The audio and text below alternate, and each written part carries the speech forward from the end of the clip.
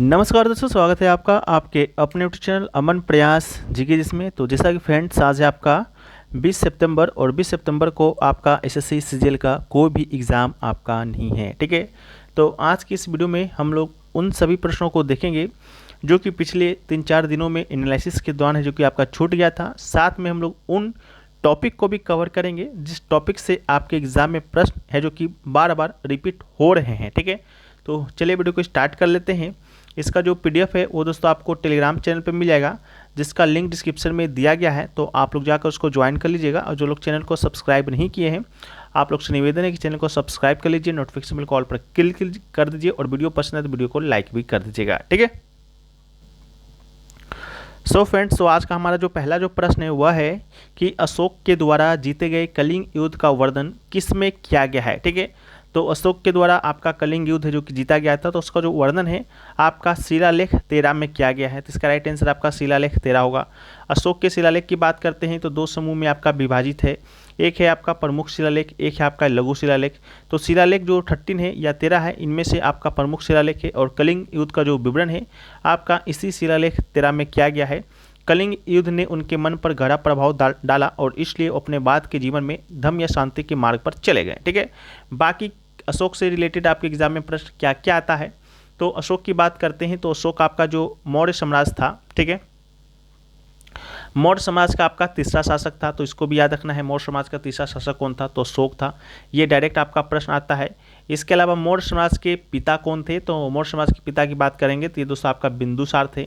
और बिंदुसार की बात करते हैं तो बिंदुसार है वो दोस्तों आपका चंद्रगुप्त का उत्तराधिकारी था। ठीक है, तो मौर्य समाज का स्थापना चंद्रगुप्त करता है। चंद्रगुप्त मौर्य का जो आपका उत्तराधिकारी होता है वो दोस्तों आपका बिंदुसार होता है। और बिंदुसार का ही उत्तराधिकारी आपका कौन होता है, अशोक होता है। अशोक को हम लोग प्रियदर्शनी के नाम से भी जानते हैं या देवनापिय के नाम से जानते हैं। तो ये भी प्रश्न आपके एग्जाम में आता है, तो साथ साथ इसको भी याद करते हुए चलना है। ठीक है, तो चलिए हम लोग वीडियो में आगे बढ़ते हैं फ्रेंड्स।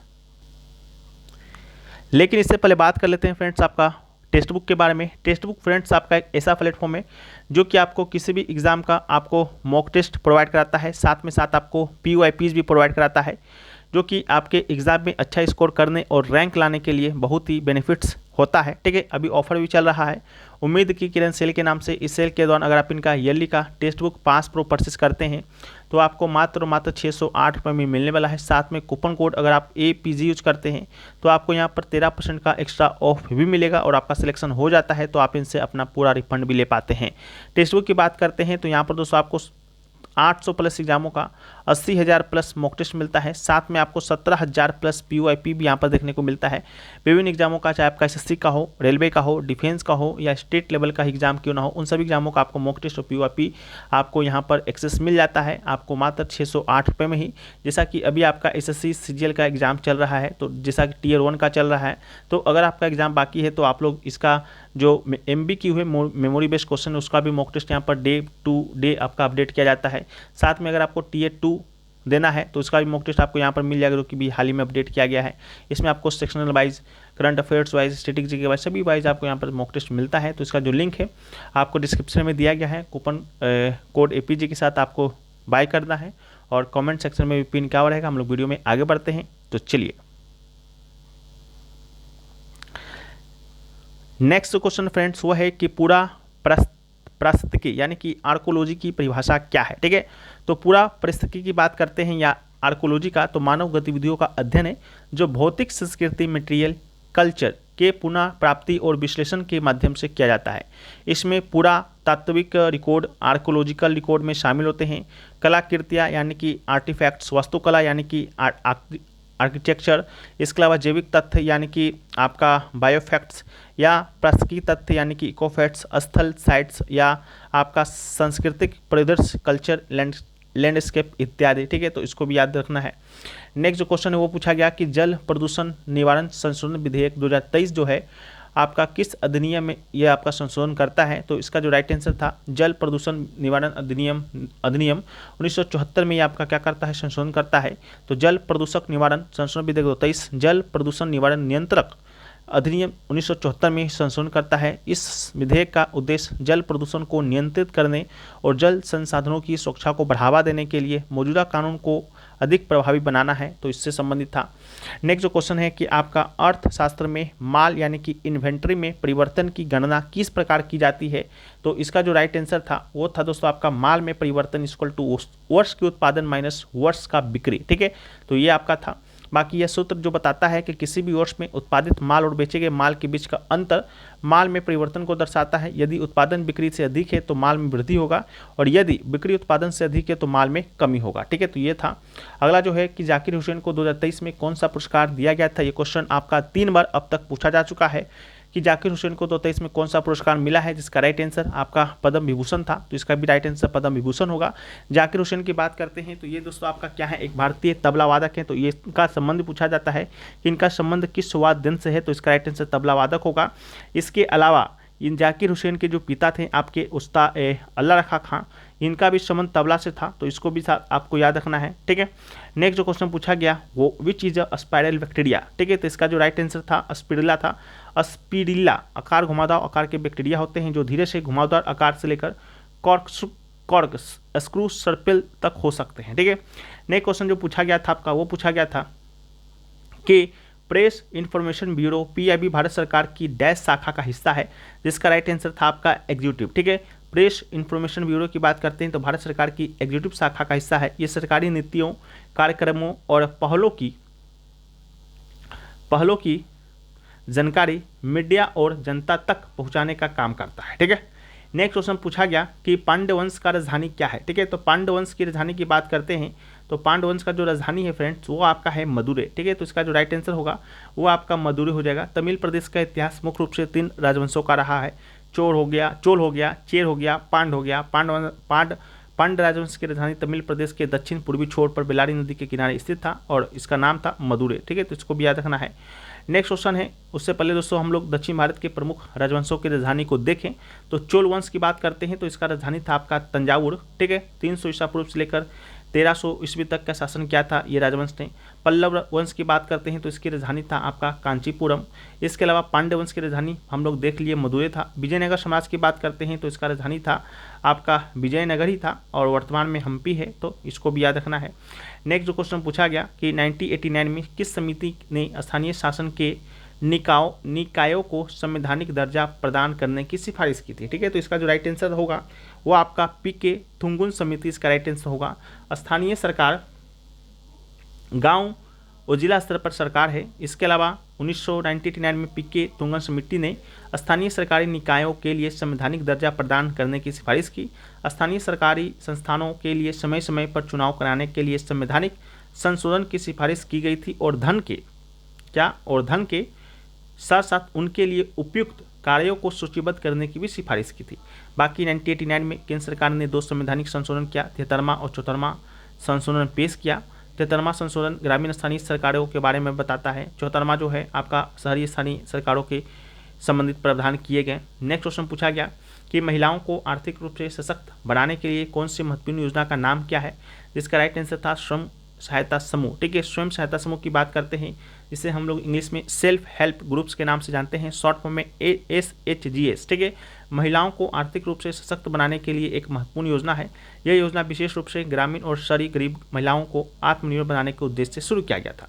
अगला जो है पोषण 2.0 योजना का मुख्य उद्देश्य क्या है, तो पोषण 2.0 योजना की बात करते हैं तो भारत में कुपोषण को समाप्त करना और समग्र पोषण स्तर को सुधारना है। ये जो योजना है आपका भारत सरकार के द्वारा 2011 में शुरू किया गया था।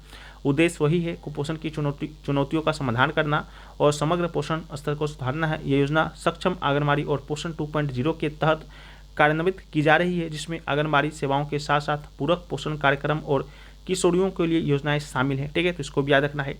नेक्स्ट क्वेश्चन पूछा गया कि ईस्टर जो है आपका किस समुदाय के लोगों का पर्व है, तो ईस्टर की बात करते हैं तो ये दोस्तों आपका ईसाई समुदाय के लोगों का पर्व है।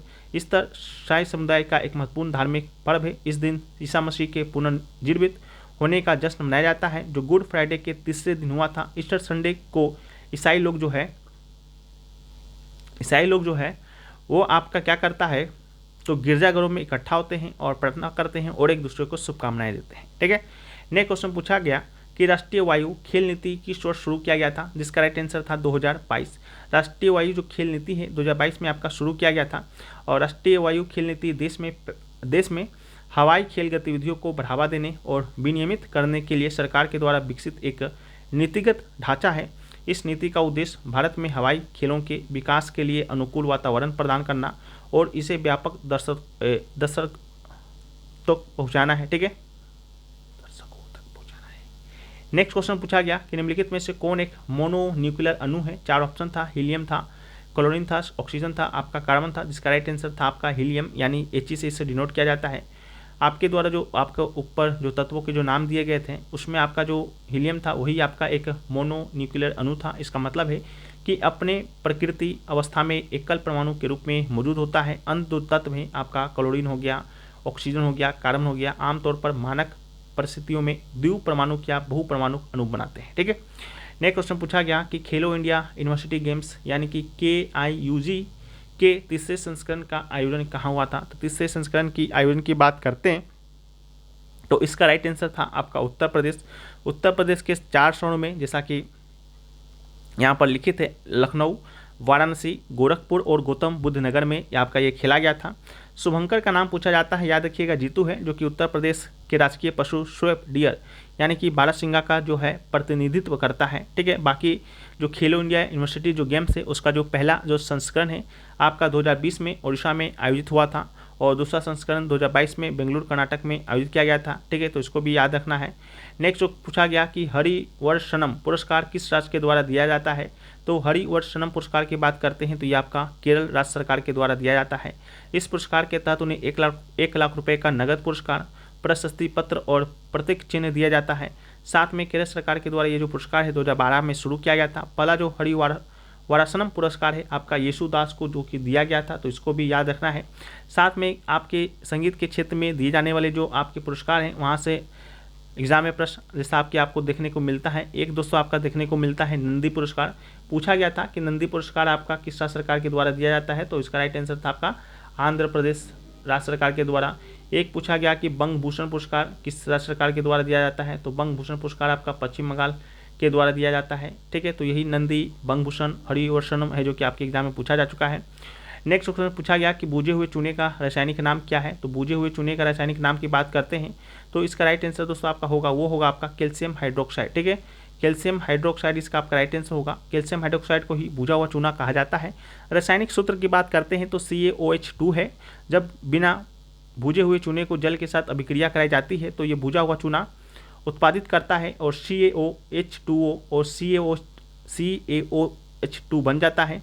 इसका उपयोग हम लोग इमारतों में गारा, प्लास्टर और सीमेंट के लिए करते हैं। पीने योग्य जल के pH को बढ़ाने के लिए भी एक महत्वपूर्ण रसायन है, तो इस बात को भी याद रखिएगा। नेक्स्ट क्वेश्चन पूछा गया कि नेशनल ह्यूमन राइट्स कमीशन यानी कि NHRC में निम्नलिखित सदस्य नहीं होते हैं। 4 ऑप्शन दिए गए थे, जिसमें से आपका जो डिस्ट्रिक्ट जो मजिस्ट्रेट था यानी कि DM वो आपका NHRC का सदस्य नहीं होते हैं। बाकी कौन कौन सदस्य होते हैं उसको हम लोग देखने का प्रयास करेंगे। तो यहाँ पर आप लोग को मिलेगा कि भारत का जो सुप्रीम कोर्ट है उसका जो मुख्य न्यायाधीश है रिटायर्ड वो होता है रिटायर्ड हाई कोर्ट के जज होते हैं, retired chief justice of India होता है और रिटायर्ड आपका सुप्रीम कोर्ट का जज होता है। इसलिए आपका डिस्ट्रिक्ट जो मजिस्ट्रेट है NHRC का आपका सदस्य नहीं है। अगला जो क्वेश्चन पूछा गया वो पूछा गया आपसे कि 2011 के जनगणना के अनुसार भारत का कौन सा जिला सबसे अधिक आबादी वाला है। तो सबसे अधिक आबादी वाला जिला का नाम अगर से पूछा गया तो जिसका राइट आंसर था आपका थाने जिला। महाराष्ट्र का जो थाने जिला है भारत का सबसे अधिक आबादी वाला जिला है। इसके अलावा सबसे कम आबादी वाला जिला का नाम अगर आपसे पूछा जाता है तो अरुणाचल प्रदेश का दिबांग घाटी इसका राइट आंसर होगा। इसके अलावा उच्चतम लिंगानुपात वाला जिला पूछा जाता है तो माहे जिला जो कि पुडुचेरी में है, वहाँ का अनुपात जो लिंगानुपात है 1176 महिलाएं हैं 1000 पुरुष पर। इसके अलावा सबसे कम लिंगानुपात वाला आपसे पूछा जाता जिला तो दमन इसका राइट आंसर होगा, वहाँ पर 1000 पुरुष पर मात्र 533 महिला हैं। इसके अलावा अगर आपसे पूछा जाता है सबसे अधिक जनसंख्या घनत्व किस जिले का है तो उत्तर पूर्वी दिल्ली में आपका है। इसके अलावा सबसे कम जनसंख्या घनत्व की बात करते हैं तो दिबांग घाटी का है, 1 व्यक्ति प्रति वर्ग किलोमीटर वहाँ का जनसंख्या घनत्व है, तो उसको भी आपको याद रखना पड़ेगा। ये भी आपके एग्जाम में प्रश्न जो कि पूछे जाते हैं। इसके अलावा जो नेक्स्ट क्वेश्चन पूछा गया कि अलकनंदा और भागीरथी जो नदी है वो आपका कहाँ मिलता है तो ये आपका देवप्रयाग में जाकर मिलता है और देवप्रयाग में मिलता है वहीं से शुरू होता है आपका गंगा नदी। ठीक है, तो इसको भी आपको याद रखना पड़ेगा। इसके अलावा जो आप नेक्स्ट क्वेश्चन जो पूछा गया वो पूछा गया कि कौन सी नदी पूरब की ओर बहती है। आपका पूरब की ओर कौन सी नदी बहती है, पश्चिम की ओर कौन सी नदी बहती है, इस प्रकार के प्रश्न आपके एग्जाम में हर शिफ्ट में आ रहे हैं। तो इसका तो राइट आंसर आपका महानदी होगा। महानदी की जब हम लोग बात करते हैं तो भारत के सतपुरा श्रेणी से निकलती है और ये पूर्वी भारत की एक नदी है और यह पूरब में बंगाल की खाड़ी की ओर बहती है और छत्तीसगढ़ और उड़ीसा राज्य में बहती है। सबसे बड़ा बांध की बात करेंगे इस नदी पर तो हीराकुंड बांध है जो कि बनाया गया है। इसके अलावा आपका बात करते हैं पूरब की ओर बहने वाली नदियों के बारे में, तो पूरब की ओर बहने वाली नदी जो है आपका गंगा हो गया, इसके अलावा ब्रह्मपुत्र हो गया, महानदी, गोदावरी, कृष्णा, कावेरी, पेनेरू, पेनियार, वेगई और श्रवण रेखा, ये सभी जो नदियां हैं आपका क्या करती हैं, पूरब की ओर बहती है। नदी का नाम याद रखिएगा। इसके अलावा पूरब की ओर बहने वाली नदियों के निकट बृहत जल घनन क्षेत्र है और वो ज्वार नदमुख नहीं बल्कि डेल्टा का निर्माण करता है और ये बंगाल की खाड़ी में ओर बहती है। इसके अलावा भारत में पश्चिम की ओर बहने वाली नदी की बात करते हैं तो ये आपका क्या होगा, तो ये आपका नर्मदा हो जाएगा, ताप्ती हो जाएगा, माही हो जाएगा, साबरमती हो जाएगा और लूनी हो जाएगा। ये सब नदियाँ जो हैं पश्चिम की ओर बहती है। यह अपवाद स्वरूप इस तथ्य के कारण यह है कि नदियों ने घाटी को आकार है जो कि आपका नहीं दिया है, ठीक है, तो इसको भी याद रखना है। इसके अलावा जो नेक्स्ट क्वेश्चन जो आपसे पूछा गया अवोगाड्रो संख्या का मान पूछा गया था, तो इसका राइट आंसर आपका 6.200 इंटू 10 के पावर 23 होगा, ठीक है, तो इसको भी याद रखिएगा। इसे एनए के द्वारा आपका प्रदर्शित किया जाता है।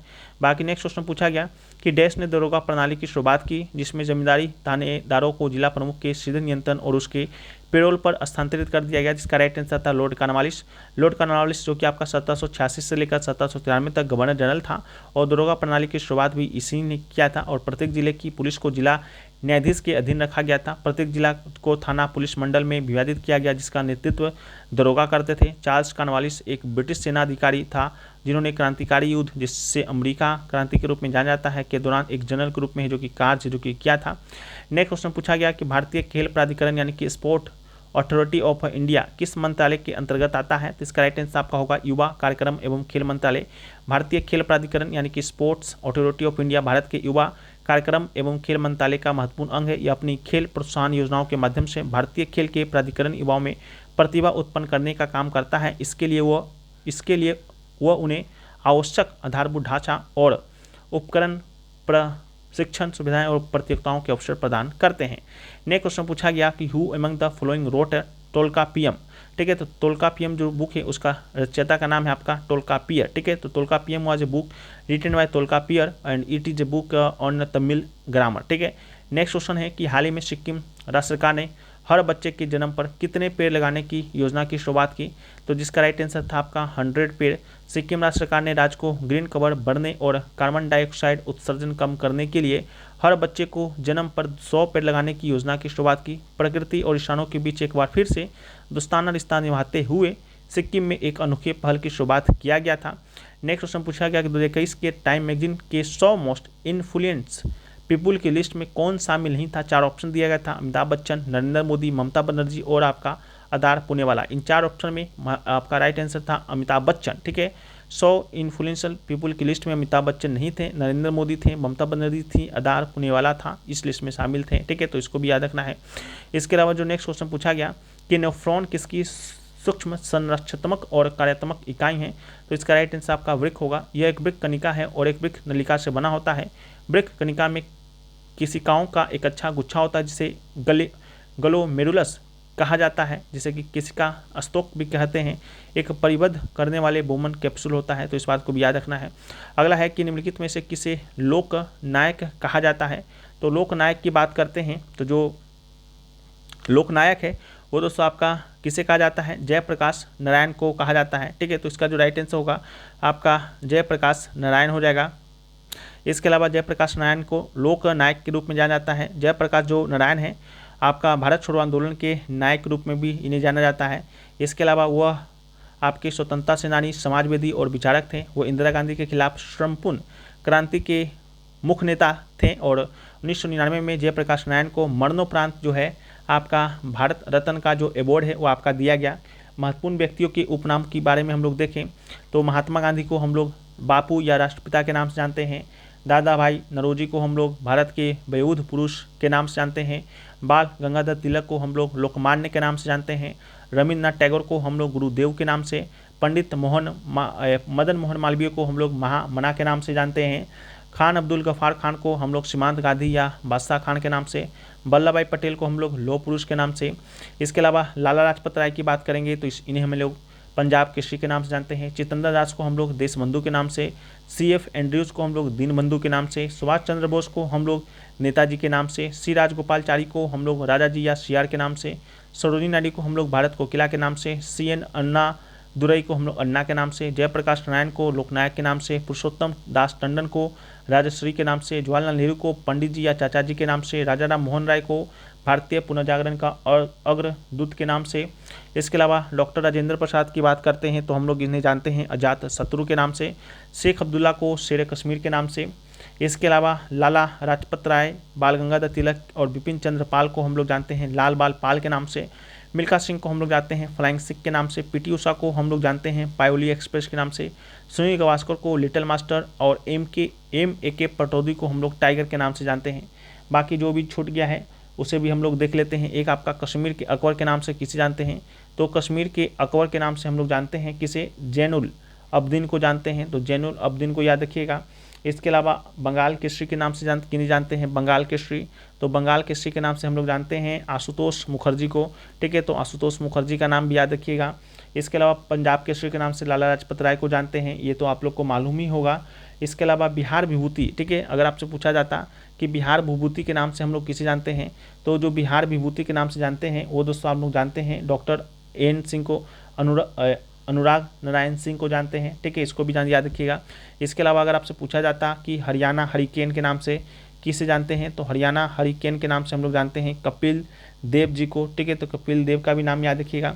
इसके अलावा आपसे पूछा जाता कि तोता है हिंद के नाम से किसे जानते हैं, तोता ए हिंद, तोता हिंद के नाम से हम लोग जानते हैं अमीर खुसरो को, ठीक है, तो हम लोग याद रखिएगा अमीर खुसरो को हम लोग जानते हैं तोता हिंद के नाम से।